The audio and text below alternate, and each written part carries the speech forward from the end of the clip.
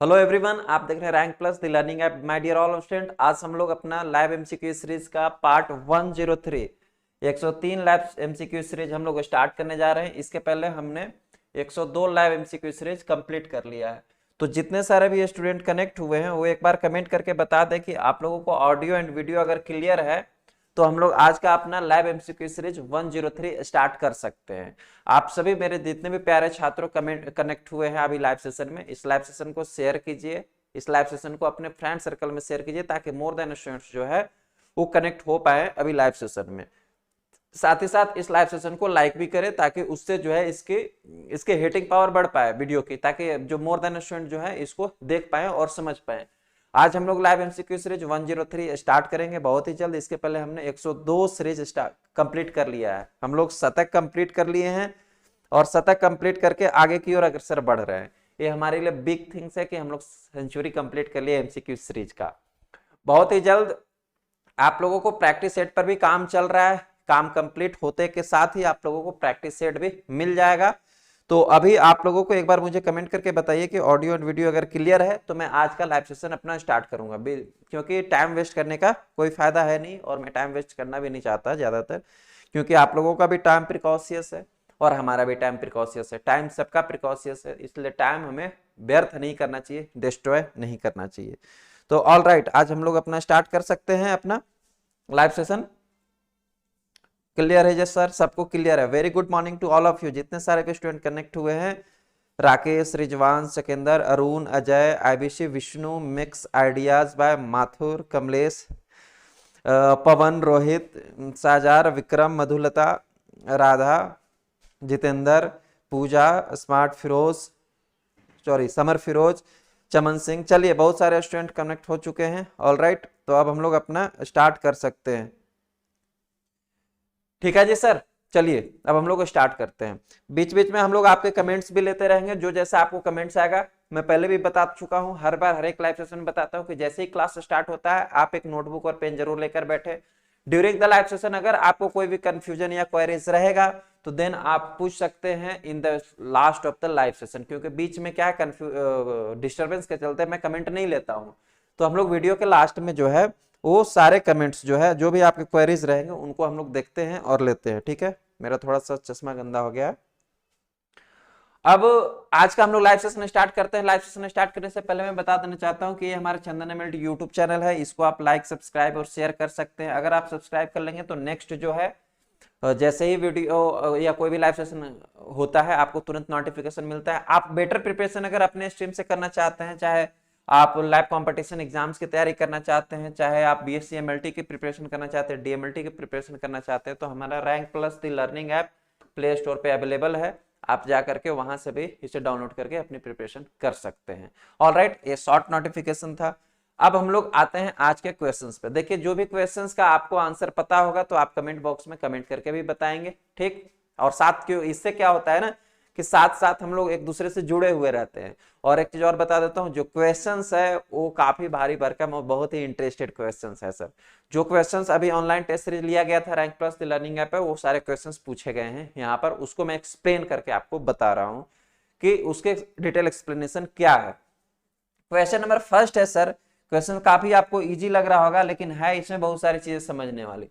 Question कह रहा है कलेक्शन से है, ब्लड कलेक्शन से है। क्वेश्चन फर्स्ट ईयर का है, लेकिन फिर भी आप कंफ्यूज हो गए। बहुत सारे बच्चे इसमें से गलती किए हैं, मैंने देखा उनके पर्सनल आंसर। क्वेश्चन है कि विच site is preferred for the blood collection in infants. अगर आपको इन्फेंट्स में ब्लड की कलेक्शन करनी है तो कौन सी साइट जो है ब्लड कलेक्शन करने के लिए आप प्रिफर्ड करेंगे, ये क्वेश्चन पूछ रहा है सर आपसे। ऑप्शन दिए क्या, लेटरल साइड ऑफ हिल। हिल मतलब क्या होता है, एड़ी, जो हमारे पैर के नीचे होती है, एड़ी का lateral side. Finger tip of hand, hand का फिंगर टिप आप यूज करेंगे, उंगली यूज करेंगे, उंगली का ये जो छोर है वो यूज करेंगे। Any part of the foot, पैर का कोई भी पार्ट यूज कर सकते हैं। या back curvature of the hill, hill का जो पीछे का पार्ट होता है, एड़ी का जो पीछे का पार्ट है, उससे आप कर सकते हैं। तो ये चार ऑप्शन दिया गया है आपके। जरा मैं करेक्ट आंसर देख लेता हूं कि आप क्या कमेंट करते हैं। ऑल राइट जी सर, बहुत से बच्चों ने पहले ही क्वेश्चन में गलत छक्का मार दिया है, ये मुझे दिख रहा है। कुछ ने ए कमेंट किया है, कुछ ने डी, अधिकतर ने डी कमेंट किया है और कुछ ने ए भी कमेंट किया है। तो करेक्ट आंसर इसका क्या है जी सर, बताया करें। चलिए और भी लोगों को मैं इंतजार कर लेता हूँ थोड़ा सा कमेंट्स का। देखिए आप लोग ना थोड़ा सा रिवीजन कीजिए, मैंने आपको capillary blood collection, even blood collection पूरा पढ़ाया हो, उसमें आपको मैंने बताया भी है, और क्यों नहीं किया जाता इसका कारण भी बताया है। तो अगर आप क्लास रिवीजन करते रहेंगे ना तो आपको ये कंफ्यूजन नहीं होगा। अगर क्लास रेगुलर रिवीजन होगा तो आप में से जितने भी स्टूडेंट्स ने डी कमेंट किया है उनके आंसर जो है वो सरासर गलत है, एब्सोल्युटली रॉन्ग है। तुम लोग मार दोगे यार जान से, बच्चा तो मर जाएगा। इसलिए कहता हूं कि थोड़ा सा एनाटॉमी और फिजियोलॉजी भी पढ़ना जरूरी है। जब पढ़ा रहा था मैं आपको ब्लड कलेक्शन, देखिए ए है बच्चे की पैर, ठीक है, बच्चे के पैर में यहां पर देखिए ए लैटरल साइड कहते हैं और ये दोनों लैटरल साइड है, जो बाहर की ओर चीजें होती है उसे लैटरल साइड कहते हैं। ए वाला जो लैटरल है इसे हम लोग बोलेंगे मीडियल लैटरल, नहीं सॉरी दोनों लैटरल नहीं है, सॉरी सॉरी सॉरी मैं एक चीज गलत बता रहा हूं आपको। एक साइड जो होता है लैटरल साइड होता है और एक साइड है मीडियल साइड। जो हमारे मीडियन बोन से या मिड सजाइटल प्लेन से जो बाहर की ओर चीजें होती है उसको हम लोग लैटरल कहते हैं। तो ये पैर ऐसा है, बाहर इधर की ओर होगा तो ये जो है वो लैटरल है, और ये अंदर की ओर है, ये मिड सजाइटल प्लेन की ओर है, तो इसको हम लोग बोलेंगे मीडियन। इसको क्या बोलेंगे, लैटरल पार्ट, इसको बोलेंगे मीडियन पार्ट। और ये वाला जो बीच का पार्ट है सर, इसी को बोला गया है hill of the hill, back hill of the curvature या कर्वेचर ऑफ बैक हिल, इसी को बोलते हैं, ठीक है। तो अब हमें आप लोगों ने कमेंट क्या किया कि यहां से डी ऑप्शन में तो यही दिया हुआ था कि बैक कर्वेचर ऑफ द हिल, तो बैक कर्वेचर ऑफ हिल मतलब यहां से आप ब्लड कलेक्ट करोगे, और यहां से अगर आप ब्लड कलेक्ट करोगे मेरे प्यारे छात्रों तो यहां पर देखिए क्या यहां मेंशन मैंने किया कि मेडियल कलकिनल नर्व्स जो है यहां पर सप्लाई होती है। यहाँ टार्सल बोन भी प्रेजेंट है और नर्व की सप्लाई होती है। जैसे ही आप हिट करोगे ये नर्व में तुरंत सिग्नल जाएगा और पूरा बच्चा जो है कौन जाएगा, हो सकता है कि उसके नर्व खराब भी हो सकते हैं, बहुत सारा कॉम्प्लिकेशन भी बॉडी में क्रिएट हो सकता है। तो आप नर्व से ब्लड कलेक्ट करने जा रहे हैं, यही आप लोग पढ़ रहे हैं। जब भी बच्चों ध्यान दो क्योंकि ये बहुत प्रैक्टिकल चीजें हैं, ऐसा नहीं हो कोई बच्चा आ जाए आपके लेबोरेटरी में और उसका ब्लड कलेक्शन आप बीच से ही कर दो, बाद में उसको जाके पता चले वो कभी एड़ी दबा के चल ही नहीं पा रहा, उसका पूरा लाइफ चौपट हो गया। ऐसी गलती कभी मत करना लाइफ में। जब भी बच्चे की कलेक्शन करनी हो हिल से, अगर आप कैपिलरी कलेक्शन कर रहे हैं ब्लड सैंपल, तो या तो लैटरल से कीजिए या तो मीडियन से कीजिए। मीडियन में क्योंकि बहुत ही कम पार्ट जो है वो आपको मिलता है कलेक्ट करने के लिए ब्लड, क्योंकि यहां पर देखिए इतना सा ही पार्ट है, और लैटरल वाली जो हिल है वो थोड़ा ज्यादा होता है, इसलिए मोस्ट ऑफ प्रेफर्ड कीजिए लैटरल, बाहर की ओर, या तो बाएं से भी बाहर आप जा सकते हैं या दाएं में भी बाहर। लैटरल साइड ऑफ हिल से जो है, इस साइड से जो है आप ब्लड की कलेक्शन कीजिए, कैपिलरी ब्लड कलेक्शन। आई बात समझ में? तो इस क्वेश्चन का करेक्ट आंसर क्या हो जाएगा sir, lateral side of the हिल, जो बाहर की ओर है हिल का। वो फिंगर टिप नहीं यूज करते हैं क्योंकि उसका फिंगर ज्यादा मैच्योर होता है, फिंगर टिप जो है वो एडल्ट में यूज किया जाता है।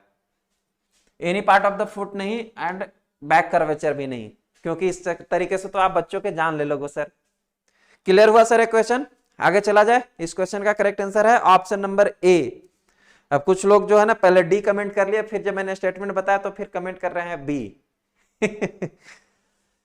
चलिए कोई नहीं, लेकिन हाँ ध्यान रखें ये प्रैक्टिकल क्वेश्चन है, ऐसा नहीं कि आपको फ्लेबोटोमी में कलेक्शन एरिया में लगा दिया आप कहीं से भी कलेक्शन किए जा रहे हैं। बड़ी बहुत सावधानी रखनी पड़ती है मेरे प्यारे छात्रों। ये मेडिकल डिपार्टमेंट इतना इजी नहीं है, तुरंत लड़ जाएगा आपसे, मारपीट हो जाएगा। जो पेशेंट के केयर टेकर होते हैं या जो पेशेंट के साथ आते हैं वो आपको समझने के लिए तैयार नहीं, और फिर क्यों समझेंगे, आप गलत कीजिएगा और उसको आप परिणाम भुगतना पड़ेगा, है ना। तो ऐसी गलती कभी नहीं किया करो आप लोग, और कम से कम प्रैक्टिकल वाले चीजों तो और भी। इसीलिए मैं कहता हूं कि प्रैक्टिकल जितना थ्योरी इंपॉर्टेंट है उतना ही प्रैक्टिकल भी इंपॉर्टेंट है। प्रैक्टिकल का मतलब क्या है, जितना आप लेबोरेटरी में काम करेंगे ना, लेबोरेटरी का एक्सपीरियंस मैं क्यों कहता हूं कि अपना लैब सेटअप ओपन करने से पहले कम से कम मिनिमम 5 साल का एक्सपीरियंस आपको होना चाहिए। क्यों कहता हूं, यही सब चीजों को सीखने के लिए कहता हूं कि ये सारी चीजें जो है आप वहां पर सीखेंगे। All right sir, question number next हम लोग क्वेश्चन स्टार्ट करते हैं।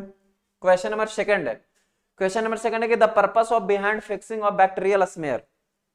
अगर बैक्टीरियल स्मेयर को फिक्स किया जाता है तो उस बैक्टीरियल स्मेयर को फिक्स करने के पीछे क्या पर्पस होता है, क्यों फिक्स किया जाता है। अब बैक्टीरियल स्मेयर को फॉर्मेलिन में डाल के तो फिक्स किया नहीं जाता है। बैक्टीरियल स्मेयर कैसे प्रिपेयर किया जाता है बताता हूं, पहले आप 4 ऑप्शन पढ़ लीजिए कि क्यों फिक्स किया जाता है, उसके बाद जो करेक्ट आंसर होगा आप कमेंट कीजिएगा। फर्स्ट ऑप्शन दिया गया कि easily absorption of cell, cell को इजिली एब्जॉर्ब करने के लिए।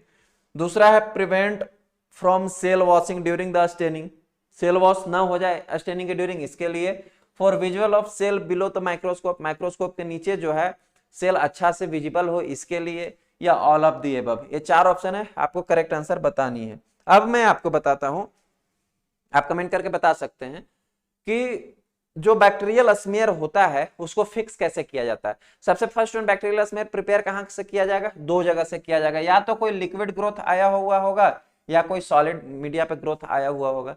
दोनों जगह से आप कॉलोनी उठाएंगे, यहां से भी कॉलोनी उठाए, आपने स्लाइड बनाया, यहां से भी आप पहले इसको क्लीन कर लेंगे, जो भी स्लाइड रहेगा उसको पहले आप क्लीन कर लेंगे, वाइप कर लेंगे, यहां से भी कॉलोनी उठाएंगे और आप स्मीयर बना लेंगे। स्मीयर किस तरीके से बनाना है, यहाँ पर देखिए आपको दिख रहा होगा, सर्कुलर मोशन में इस तरीके से हम लोग स्प्रेड करते हैं।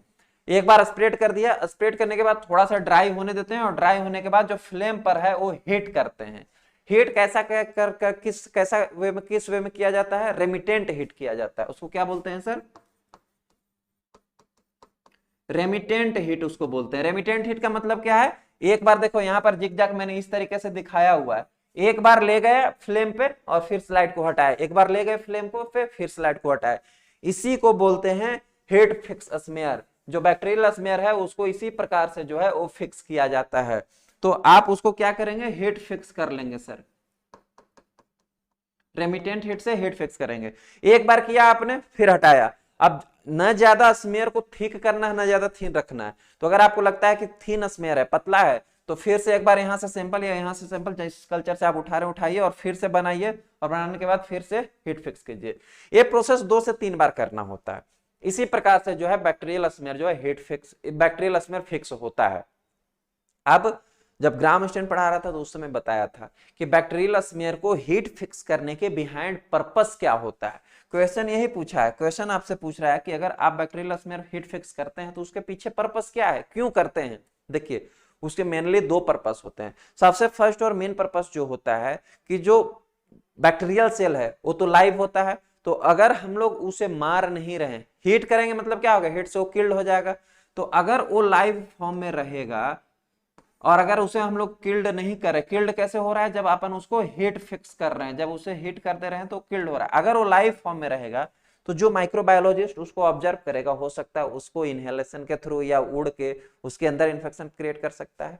तो सबसे फर्स्ट वन तो कि प्रिवेंट फ्रॉम द इन्फेक्शन, कि माइक्रोबायोलॉजी जब माइक्रोबायोलॉजिस्ट ऑब्जर्व कर रहा है या कोई लैब टेक्नीशियन ही ऑब्जर्व कर रहा होगा, लैब टेक्नोलॉजिस्ट ही ऑब्जर्व कर रहा होगा, तो उसको कोई इन्फेक्शन ना हो, उस इन्फेक्शन से प्रिवेंशन के लिए जो है हम लोग उसको हीट फिक्स करते हैं। सबसे फर्स्ट वन थिंग्स ये आपको समझ में है।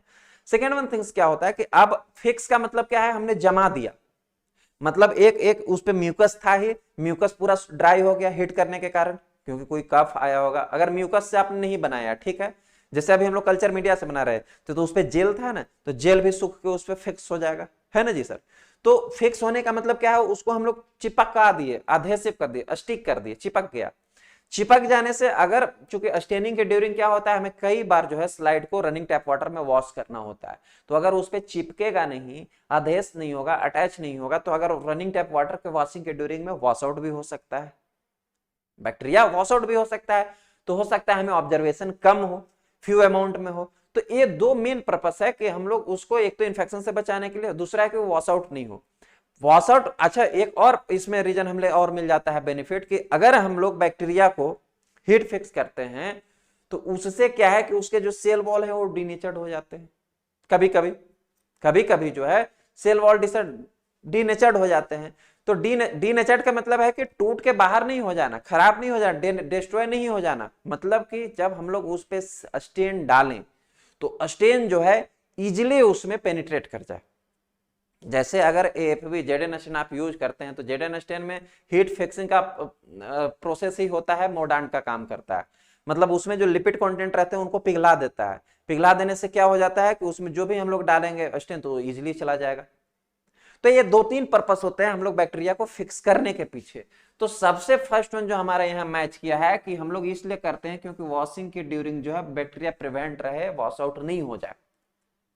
तो इस क्वेश्चन का करेक्ट आंसर हो गया ऑप्शन नंबर बी। अब ऑप्शन नंबर ए दिया था, तो easily absorption of cells, cell में अगर ऐसा लिखता है कि स्टेन को इजिली ऑब्जॉर्प्शन के लिए, तो हम लोग इसको करेक्ट करते, लेकिन सेल को इजिली एब्जॉर्ब हो ऐसा तो कोई उसमें रीजन है नहीं, तो ऑप्शन नंबर ए तो इसलिए गलत हो गया। ऐसा लिखता है कि easily absorption of stain in the cell, तो ये करेक्ट होता।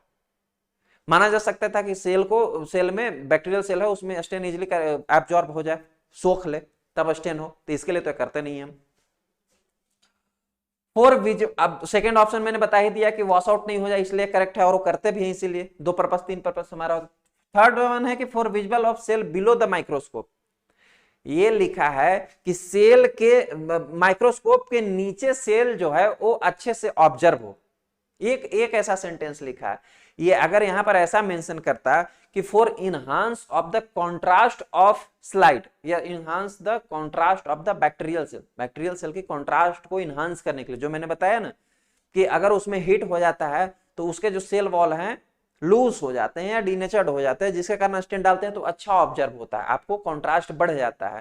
तो यहाँ अगर कॉन्ट्रास्टिंग लिखता तो ये करेक्ट होता, तो इसके अकॉर्डिंग ए भी रॉन्ग स्टेटमेंट है और ऑल ऑफ द एबव भी रॉन्ग स्टेटमेंट है। तो इसलिए इस क्वेश्चन का करेक्ट आंसर है ऑप्शन नंबर बी। आई बात समझ में? एक ऑप्शन और इसमें कि प्रिवेंट फ्रॉम द इन्फेक्शन, ए भी डाल सकता था, ए भी करेक्ट आंसर होता, या कॉन्ट्रास्ट के इनहांस के लिए डालता तो ए भी करेक्ट आंसर होता।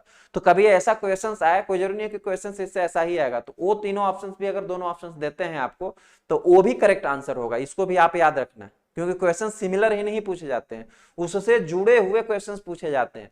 जब भी आप एमसीक्यूज पढ़ो तो एमसीक्यूज पढ़ने का तरीका यही होता है कि उसको एक दूसरे से कोरिलेट करो। मैं इसीलिए हमेशा जब भी पढ़ाता हूं आपके तो एक एक एमसीक्यूज में 2 4 5 10 क्वेश्चंस होते हैं जो एक्स्ट्रा आपको सीखने के लिए मिलता है। चलिए जी सर, सबको क्लियर है?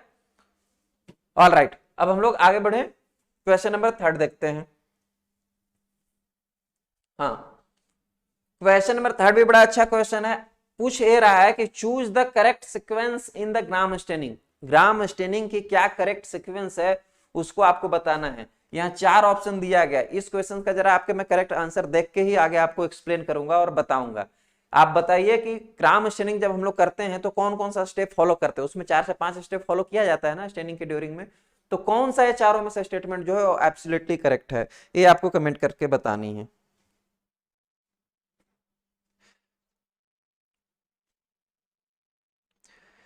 चलिए जी सर,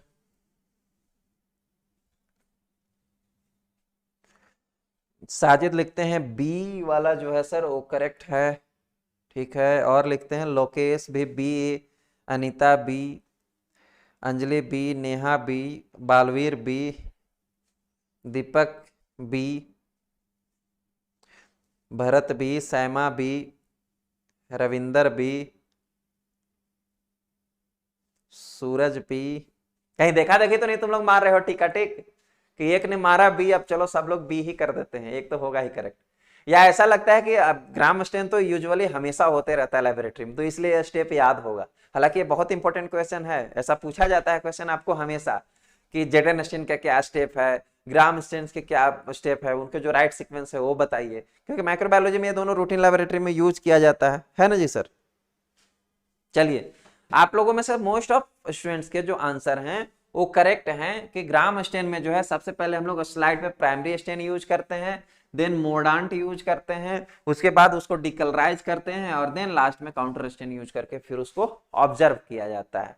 और ये रेस्ट ऑफ ऑप्शन जो है पहले प्राइमरी स्टेन के बाद डायरेक्ट सेकेंडरी स्टेन तो यूज करते नहीं, सेकेंडरी स्टेन तो लास्ट में यूज होता है, तो ऐसे ही पहला गलत हो गया।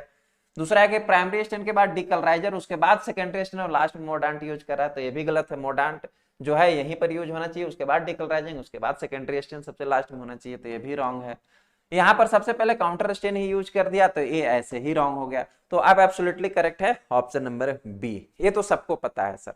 अब इसमें थोड़ा 1 2 पॉइंट जो है इंपॉर्टेंट आप जान लीजिए कि ग्राम स्टेन के ड्यूरिंग में जो प्राइमरी स्टेन हम लोग यूज करते हैं वो सबको पता होगा कि मिथाइलिन ब्लू यूज करते हैं। प्राइमरी स्टेन कौन सा होता है सर जो ग्राम स्टेन में यूज करते हैं, वो है मिथाइलिन ब्लू। कौन सा है? Methylene blue.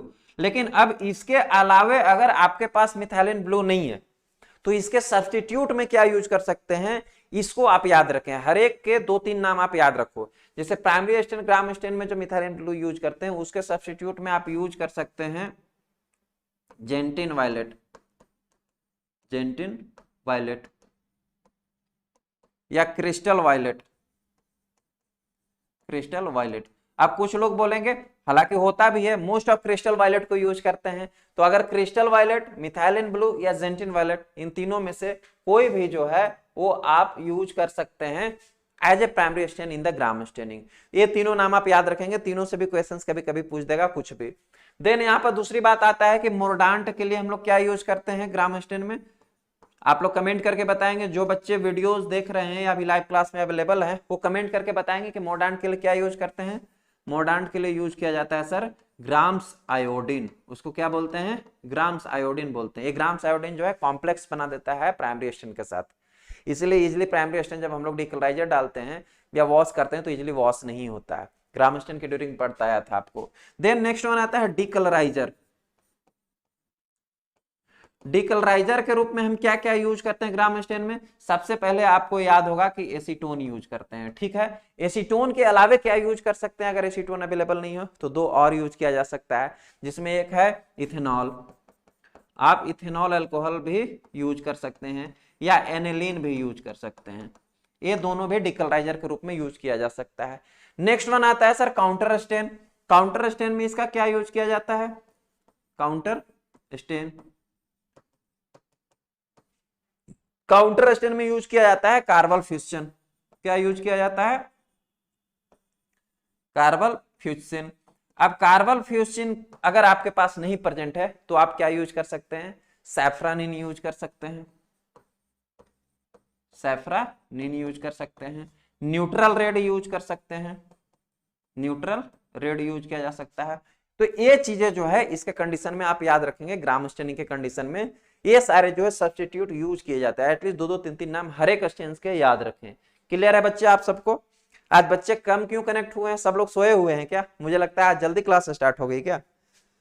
एक्चुअल में आज बारिश बहुत हैवी हो रहा था मॉर्निंग में भी। जब मैं मैं लगभग 5 बजे जगा था, 4:30 बजे जगा था, 4:30-5 के बीच में जगा था, तो उसमें देखा बड़ी हैवी बारिश हो रहा है। सब लोग, मैं जब क्वेश्चन बना के मॉर्निंग में निकल रहा था तो 7:30 बजे तक भी निकला हूँ। हाँ, घर से मैंने 7:30 बजे निकला यहाँ पहुंचने के लिए। तब तक सबके गेट बंद थे। मैं जब यहाँ ऑफिस आया हूँ तो यहाँ पर भी देखा कि जो लोग यहाँ रहते सबके दरवाजे बंद थे।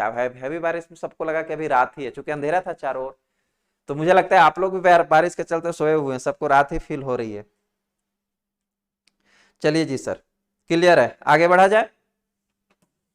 ऑल राइट, अब क्वेश्चन नंबर 4 देखते हैं हम लोग। क्वेश्चन नंबर 4 है how to store culture plate.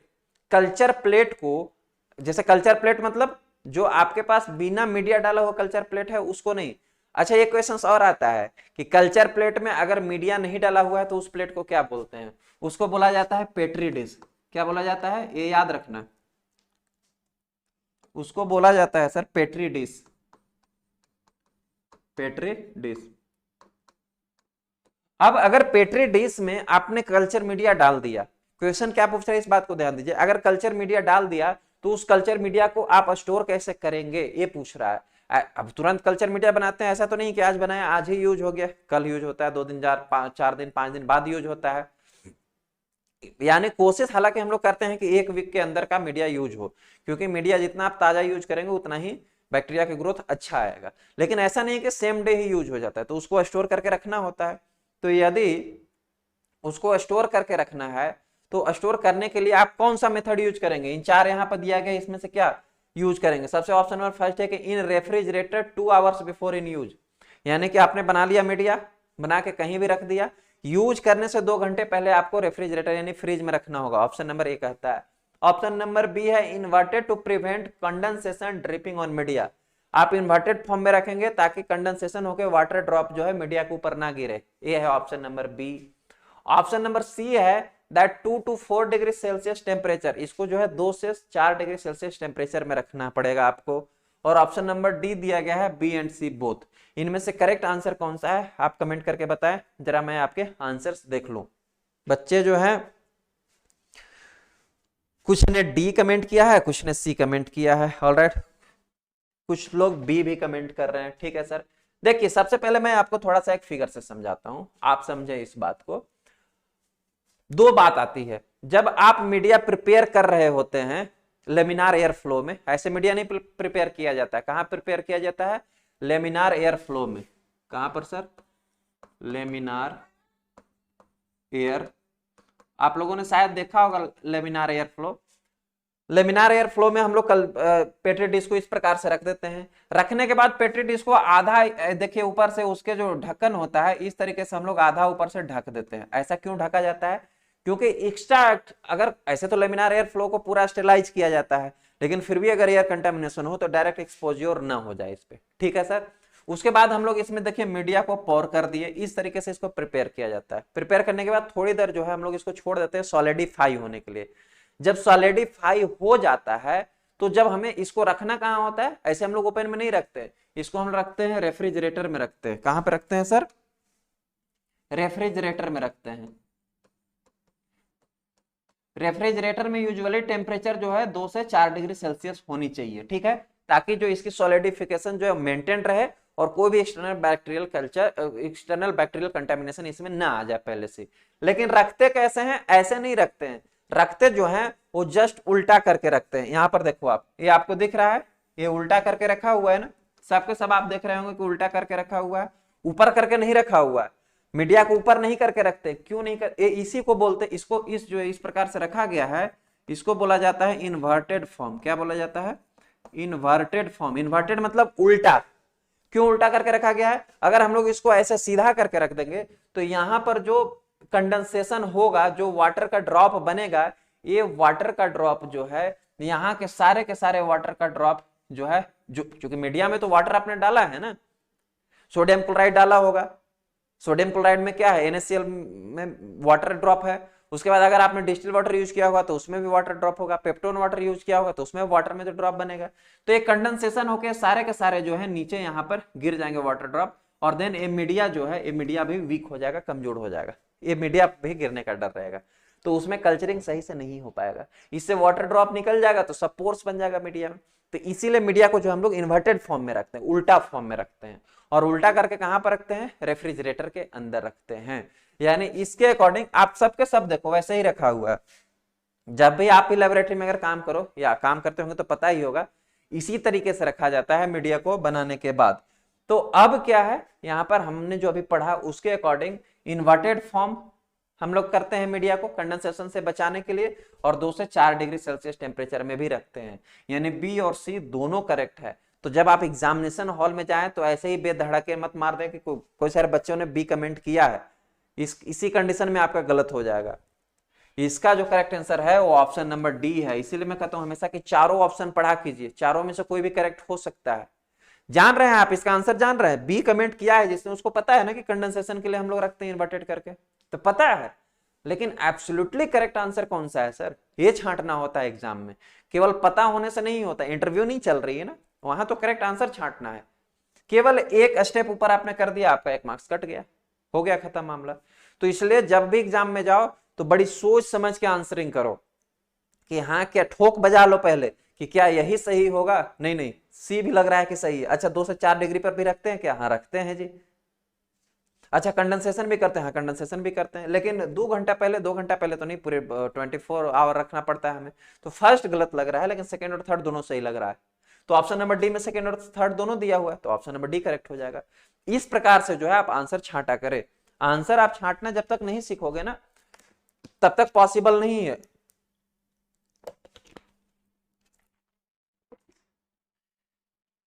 Answer छांटने के लिए तो सर आपको सीखना होगा। इसी के लिए जो है मैं प्रैक्टिस सेट भी आपको रिलीज करके देने वाला हूं। अभी प्रैक्टिस सेट पे काम चल रहा है, बहुत ही जल्द लॉन्च हो जाएगा। लॉन्च होने के बाद आपको नोटिफिकेशन मिलेगा।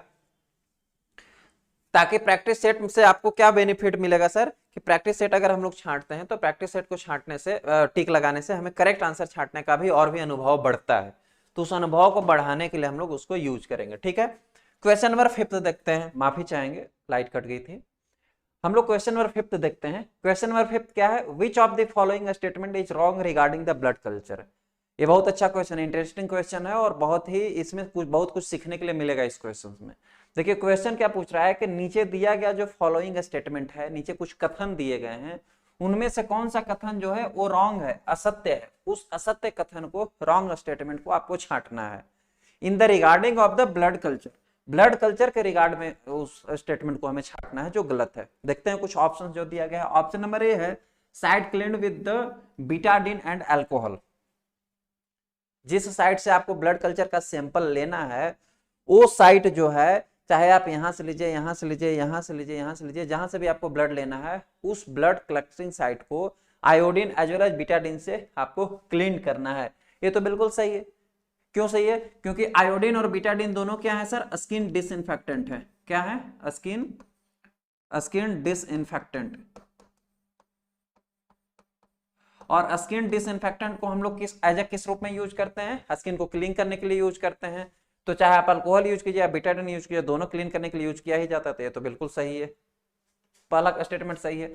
सेकंड स्टेटमेंट देखते हैं, blood collection by arterial blood.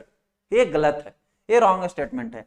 Blood culture करने के लिए कोई ऐसा जरूरी नहीं कि आर्टरी से ब्लड हमें कलेक्ट करना है। हम ब्लड जो है वो वेन्स से भी कलेक्ट कर सकते हैं ब्लड कल्चर के लिए। अगर आर्टरी से ब्लड कलेक्ट करना होता तब तो बड़ी कॉम्प्लिकेशन टेस्ट हो जाता है। कोई एबीजी टेस्ट थोड़े ही करना है, आर्टेरियल ब्लड गैस एनालिसिस थोड़ी ही नहीं करनी है जो आर्टरी से ब्लड लेना है। हाँ जी सर, तो ये स्टेटमेंट बी वाला रॉन्ग है। और स्टेटमेंट थर्ड देखते हैं, एरोबिक स्पेसिमेन इज रिक्वायर्ड। ये बहुत ही इंपॉर्टेंट बात अभी आपको बताने जा रहा हूं। हमारे ब्लड में क्या प्रेजेंट होता है? हीमोग्लोबिन प्रेजेंट होता है, और हीमोग्लोबिन के साथ क्या प्रेजेंट होता है? बाइंड होता है, ऑक्सीजन बाइंड होता है। तो ब्लड में जब जो सैंपल आपने ब्लड कल्चर के लिया उसको फ्रीजिंग मत कीजिए। अगर आप फ्रीज करेंगे तो हो सकता है जो उसमें बैक्टीरिया प्रेजेंट होगा वो मर भी सकता है। तो इसलिए ब्लड कल्चर वाले सैंपल को फ्रीज नहीं करना चाहिए। तो ये तीनों स्टेटमेंट जो है वो करेक्ट है, और स्टेटमेंट नंबर बी जो है ये रॉन्ग है। तो इस क्वेश्चन का करेक्ट आंसर हो जाएगा statement number B, that is blood collection by arterial blood should not be carried. Veins से ही हम लोग ब्लड कलेक्ट करते हैं ब्लड कल्चर के लिए। समझ में आया क्वेश्चन बच्चों? ऑलराइट, क्वेश्चन नंबर 6 देखते हैं। क्वेश्चन नंबर 6 है, which test is used for the isolation of Gram negative bacteria. Gram negative bacteria को आइसोलेट करने के लिए कौन सा टेस्ट यूज किया जाता है? जरा ऑप्शन देखिए, देखिए कितना घुमाने वाला ऑप्शन है, आप यहीं पे कंफ्यूज होंगे। अब आप सोच रहे होंगे ग्राम नेगेटिव बैक्टीरिया को आइसोलेट करने के लिए कौन सा टेस्ट यूज किया जाता है? सिंपली पढ़ाया हूं आपको, आइडेंटिफिकेशन ऑफ बैक्टीरिया पढ़ाया हूं बैक्टीरियोलॉजी में। ऑप्शन दिया गया है एएसटी, एंटीबायोटिक सेंसिटिविटी टेस्ट। क्या एएसटी यूज किया जाता है ग्राम नेगेटिव बैक्टीरिया को डिफरेंशिएट करने के लिए? नहीं। एएसटी तो जो है एंटीबायोटिक को छांटने के लिए ये टेस्ट लगाया जाता है कि कौन सा एंटीबायोटिक इस पर्टिकुलर बैक्टीरिया के अगेंस्ट सेंसिटिव है या रेजिस्टेंस है, इंटरमीडिएट है, उसी के रिगार्डिंग उसको ट्रीटमेंट चलेगा पेशेंट को। तो ये तो ऑप्शन रॉन्ग है। ऑप्शन बी है बायोकेमिकल टेस्ट, एब्सोल्युटली करेक्ट है। ग्राम नेगेटिव बैक्टीरिया को आइडेंटिफाई करने के लिए हम लोग बायोकेमिकल टेस्ट करते हैं, क्योंकि बायोकेमिकल टेस्ट के बिहाफ पर ही हम बैक्टीरिया को आइडेंटिफाई कर सकते हैं, डिफरेंशिएट कर सकते हैं। कोई बैक्टीरिया कोई बायोकेमिकल रिएक्शन परफॉर्म करता है, कोई दूसरा नहीं परफॉर्म करता है, इसी बिहाफ पे हम छांटते हैं। ये हमेशा याद रखना कि यूजुअली बायोकेमिकल ग्राम नेगेटिव के लिए किया जाता है, ग्राम पॉजिटिव में 1-2 यूज किया जाता है, जैसे कैटेलाइज टेस्ट हो गया, ऑक्सीडेज टेस्ट हो गया, कोगुलेज टेस्ट हो गया, यही 2-3 यूज किए जाते हैं। मोस्ट ऑफ बायोकेमिकल टेस्ट, चाहे इंडोल हो, एमआर हो, सिट्रेट हो, मोटिलिटी हो, सारे के सारे जो बायोकेमिकल टेस्ट किए जाते हैं वो ग्राम नेगेटिव बैक्टीरिया को आइसोलेट करने के लिए किए जाते हैं। So that option number B is the correct option. Option number C देखते हैं, कल्चर। कल्चर तो सर हम लोग बैक्टीरिया को ग्रो करवाने के लिए यूज करते हैं, आइदर वो ग्राम पॉजिटिव बैक्टीरिया हो या ग्राम नेगेटिव बैक्टीरिया हो, सभी बैक्टीरिया को ग्रो करवाने के लिए हम लोग कल्चर यूज करते हैं। ग्राम नेगेटिव के लिए स्पेशली कोई कंडीशन नहीं है। कोई भी बैक्टीरिया का बैक्टीरियल कंटामिनेटेड सैंपल हमारे पास आया है तो उसको हम लोग ग्रो करने के लिए कल्चरिंग यूज करते हैं। तो ये भी ऑप्शन रॉन्ग है। अब यहाँ आप लोग सोच रहे होंगे कि कल्चर शायद करेक्ट आंसर होगा, नहीं होगा, क्योंकि मेंशन किया हुआ ग्राम नेगेटिव को आइसोलेट करने के लिए, आइडेंटिफाई करने के लिए। एंड ऑप्शन नंबर डी है एरोबिक कल्चर। एरोबिक कल्चर तो हम लोग एरोबिक और एनारोबिक 2 प्रकार की कल्चरिंग हो गई। जो एरोबिक बैक्टीरिया उनके लिए एरोबिक कल्चर, एनारोबिक बैक्टीरिया और एनारोबिक कल्चर। तो ग्राम नेगेटिव में भी एरोबिक एनारोबिक दोनों होते हैं, तो ये भी रॉन्ग है, केवल एरोबिक कल्चर तो यूज करते नहीं इसके लिए। यानी कि करेक्ट आंसर हो गया इस क्वेश्चन का option number B, that is the biochemical test is used for the isolation of Gram negative bacteria. ये आप हमेशा याद रखिए, ग्राम नेगेटिव बैक्टीरिया को आइसोलेशन के लिए बायोकेमिकल टेस्ट यूज किया जाता है। क्लियर है प्यारे बच्चों? क्वेश्चन नंबर 7 देखते हैं। क्वेश्चन नंबर 7 है that antibiotic sensitivity test is a test used for. ये भी क्वेश्चन बहुत इंपॉर्टेंट है, और जो पिछला क्वेश्चन हमने किया हुआ था जैसे देखिए अभी जो मैंने आपको क्वेश्चन नंबर 6 में ऑप्शन नंबर ए बताया था कि एंटीबायोटिक सेंसिटिविटी टेस्ट करते क्यों है, उसी से रिलेटेड क्वेश्चन है। तो जस्ट यही क्वेश्चन उठा के यहाँ पूछा गया कि एंटीबायोटिक सेंसिटिविटी टेस्ट को क्यों किया जाता है। तो एंटीबायोटिक सेंसिटिविटी टेस्ट को क्यों किया जाता है, कोई भी एंटीबैक्टीरियल एंटीबायोटिक को छांटने के लिए, आइसोलेट करने के लिए, ताकि कौन सा ऐसा एंटीबायोटिक है जो जिस बैक्टीरिया के इन्फेक्शन है पेशेंट को, होस्ट को, उस बैक्टीरिया के अगेंस्ट सेंसिटिव हो और उसका ट्रीटमेंट चले तो उसका ट्रीटमेंट अच्छे वे में हो सकता है। तो it is use for the isolation of the antibacterial antibiotic, bacteria के अगेंस्ट एंटीबायोटिक को छांटने में इसको यूज करते हैं। ना ही इसको प्योर कल्चर को बनाने के लिए यूज किया जाता है और ना ही इसको माइक्रो ऑर्गेनिज्म को मारने के लिए यूज किया जाता है। माइक्रो ऑर्गेनिज्म को जो मारने के लिए यूज, माइक्रो ऑर्गेनिज्म में सब अलग अलग होते हैं। अगर स्पेसिफिक मैं बैक्टीरिया की बात करूं तो बैक्टीरिया को मारने के लिए जो यूज होगा एजेंट्स, केमिकल एजेंट्स, उसको हम लोग एंटीबायोटिक कहते हैं। ठीक है सर। वायरस के लिए जो यूज होता है उसको हम लोग एंटीवायरल ड्रग कहते हैं। पैरासाइट के लिए एंटी पैरासाइटिक ड्रग कहते हैं, है ना जी सर। तो ये भी ऑप्शन गलत है। For isolation of micro organism, micro organism को आइसोलेशन करने के लिए हम लोग कई सारे पैरामीटर्स अपनाते हैं। बैक्टीरिया में स्पेशली अगर बात करें तो गामा स्टेन करते हैं, बायोकेमिकल टेस्ट करते हैं, देन उसकी कॉलोनी के भी यहाँ पर भी उसको आइसोलेट करते हैं। ये सारा जो है उसके हम लोग फिनोमेना अपनाते हैं। तो इस क्वेश्चन का करेक्ट आंसर हो जाएगा option number A, antibiotic sensitivity test यानी AST test is use for the isolation of antibacterial antibiotic. Clear sir. अब मैंने यहाँ पर एक्सप्लेन किया, देखिए एक मैंने पिक लगाया है, ए पिक जो है वो MHA। अब थोड़ा सा AST की बात आई थी तो थोड़ा सा AST को आपको थोड़ा सा बता देता हूँ, एक्सप्लेन कर देता हूँ। एक्चुअल में AST जो होता है, एंटीबायोटिक सेंसिटिविटी टेस्ट जो है, वो MHA प्लेट पे लगाया जाता है। किस पे अप्लाई किया जाता है? MHA। MHA का फुल फॉर्म क्या होता है? म्यूलर हिंटन अगार। इसका फुल फॉर्म क्या होता है सर? इसका फुल फॉर्म होता है म्यूलर हिंटन अगार। तो ये जो हम लोग AST जो है वो MHA अगार पे यूज करते हैं। ये देखिए जो इस कलर की आपको प्लेट दिख रही है ग्रे कलर का, इसी को हम लोग बोलते हैं MHA प्लेट या म्यूलर हिंटन अगार।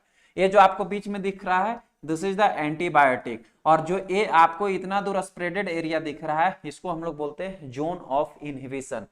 ये पूरे में बैक्टीरिया का ग्रोथ है। ये दिखाता है जितना दूर आपको ये ब्लैक दिख रहा है सर जी, ये आपको दिखाता है कि इतनी दूर तक बैक्टीरिया मारा गया है, मर गया हो बैक्टीरिया, इसलिए यहाँ पे कोई ग्रोथ नहीं हुआ है। यहाँ एंटीबायोटिक डिस्क यूज किया गया था, यहाँ पर जो है वो एंटीबायोटिक स्ट्रिप यूज किया गया। तो दोनों चीजें यूज की जाती है AST के लिए, that is not big factor. इसको आप याद रखना कि MHA प्लेट यूज किया जाता है। क्वेश्चन नंबर 8 है, that is haemorrhagic pleural fluid indicate. अगर प्लूरल फ्लूइड का आपने कलेक्शन किया, प्लूरल फ्लूइड कहाँ होता है सर? हमारा जो लंग्स है, लंग्स के चारों ओर, दोनों जो लंग्स होते हैं,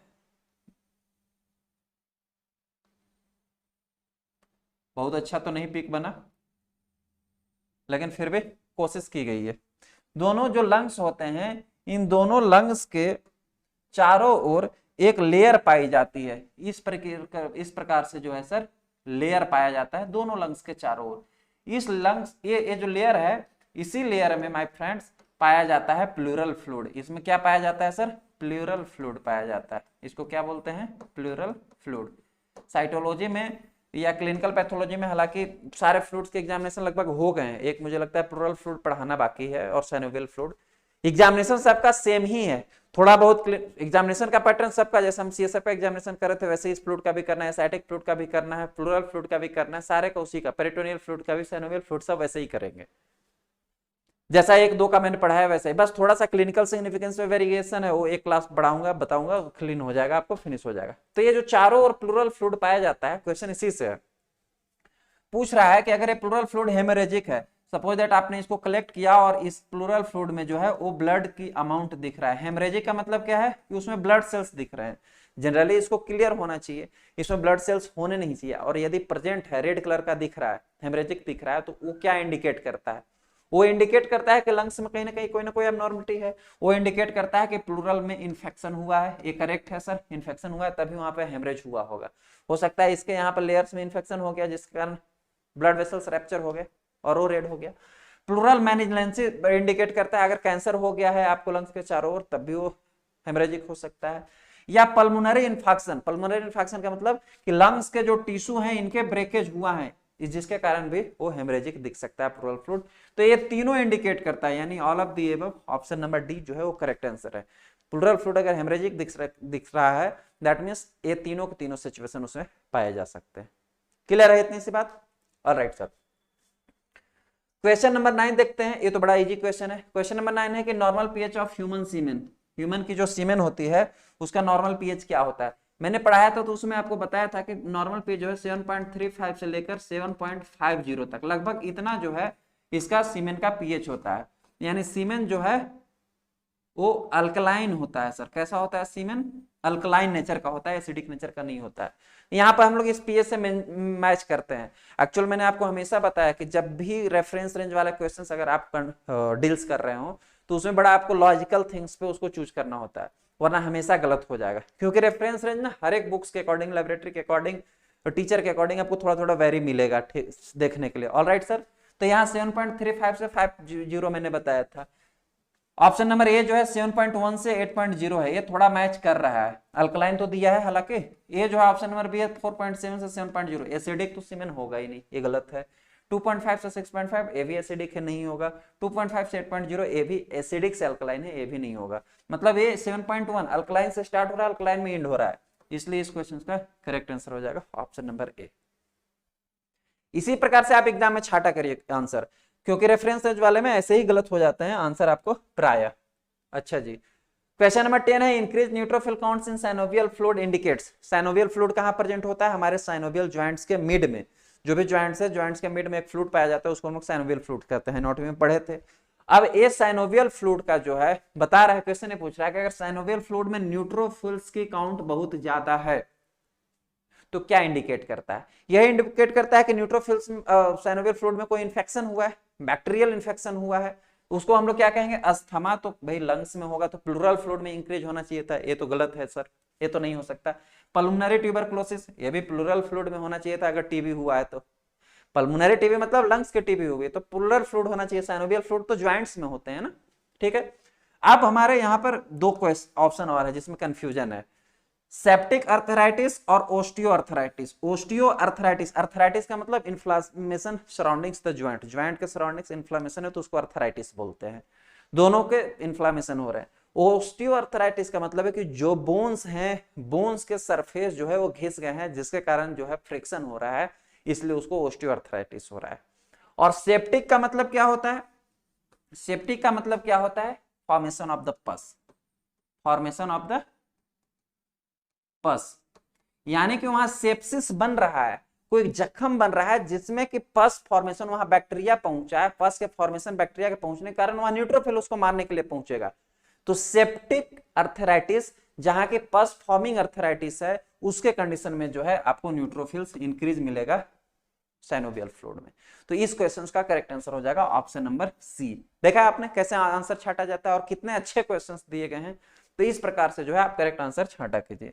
चलिए जी सर, आज का क्वेश्चन सीरीज जो था यहीं पर एमसीक्यू सीरीज समाप्त होता है। माफी चाहेंगे आज आप लोगों का लाइव क्लास नहीं चल पाया। एक्चुअल में आज जन्माष्टमी है और बारिश भी हो रहा है, तो बहुत ही ज्यादा लाइट कट रहा है। आप समझ नहीं पाएंगे कि मैंने इस वीडियो को, इस लेक्चर को भी शूट करने में कम से कम 5 घंटे का समय डिस्ट्रॉय किया। बिलीव ही नहीं होगा आपको।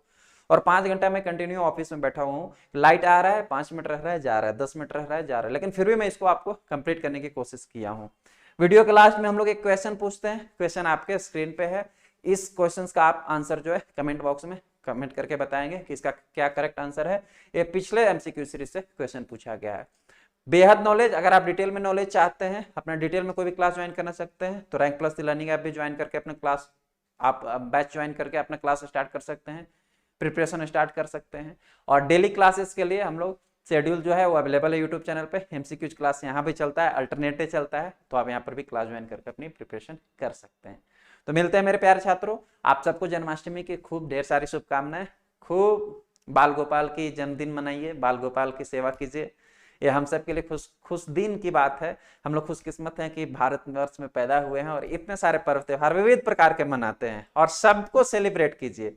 मैं तो कहता हूँ कोई रूठ जाते हैं कि कोई ईद मना लिया, कोई रूठ जाते हैं कोई होली में रंग लगा दिया, कोई रूठ जाते हैं कि किसी ने दीपावली मना ली, कोई रूठ जाते हैं कि हमने क्रिसमस मना ली। इतना यार अपॉर्चुनिटी मिला है त्योहार मनाने के लिए, दिल खोल के मनाइए, सारे त्योहार मनाइए, क्योंकि त्योहार सेलिब्रेट करने के लिए आता है ना, दुख होने के लिए, दुखी होने के लिए नहीं आता है। मिलते हैं हम लोग किसी नए क्लास में नए टॉपिक के साथ। Thank you so much.